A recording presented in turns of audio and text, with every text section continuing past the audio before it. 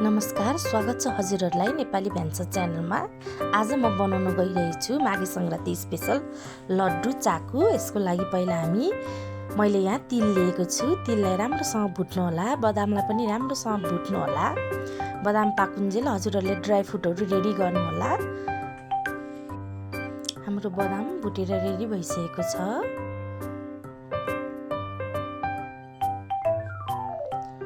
हजुरहरूले सक्खरलाई लिएर सक्खरलाई मसिनो पारेर काटेर पकाउनु होला। यसरी मसिनो पारेर पकाउँदाखेरि सक्खर छिटो गल्ने भएको हुँदा यसरी मसिनो पारेर काटेर कराईमा राख्नु होला।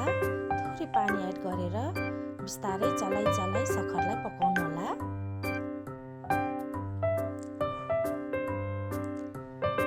सक्खरमा मैले यहाँ थोरै बटर लिएको छु। हजुरहरूले घिउ अथवा बटर जे पनि लिन सक्नुहुन्छ। मैले चाहिँ यहाँ थोरै बटर राखेको छु।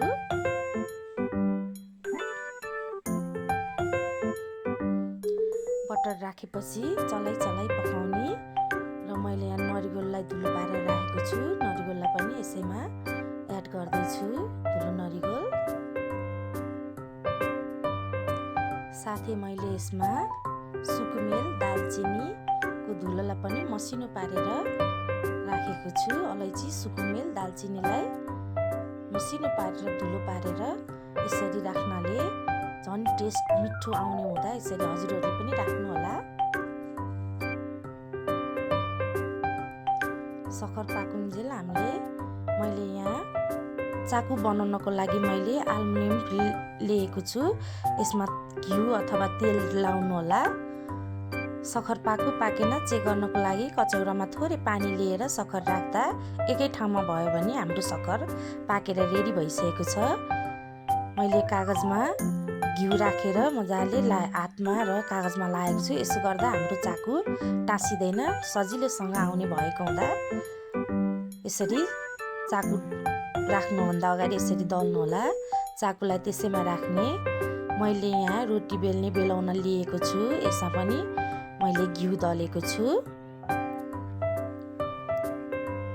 र राम्रोसँग पातलो पारेर तातैमा फिजाएर मैले यहाँ अघि भुटेर रेडी गरेको तिल राख्दैछु।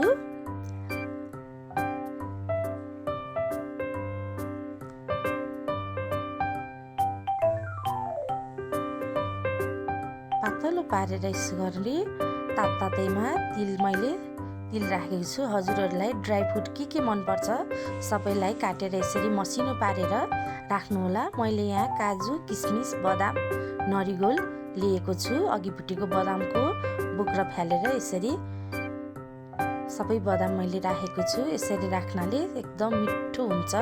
हजुरहरूले पनि माघे सङ्क्रान्तिको लागि चाकु बनाउँदा सक्खर घरमै ल्याएर बनाएर यसै गरी बनाएर खानु होला। यसरी बनाउनाले एकदम मिठो टेस्ट ल्याउने पनि अर्ग्यानिक राम्रो पनि हुने भएको हुँदा घरमै ल्याएर बनाउनु होला। अब यसलाई चाकुलाई सबै राखिसकेपछि तातैमा एउटा चक्कुको सहायताले हजुरहरूलाई कत्रो पिस मनपर्छ त्यसै गरी काट्नु होला। मैले यहाँ ड्राई फ्रुटहरू सबै राखिसकेको छु। आफूले घरमा बनाउँदा धेरै ड्राई फ्रुट राख्दा धेरै मिठो हुने हुँदा घरमै बनाउनु होला।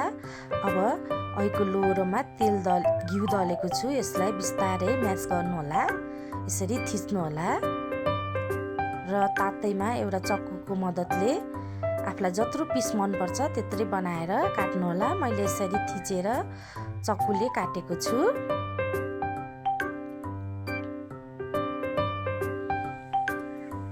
बिस्तारै फैलाएर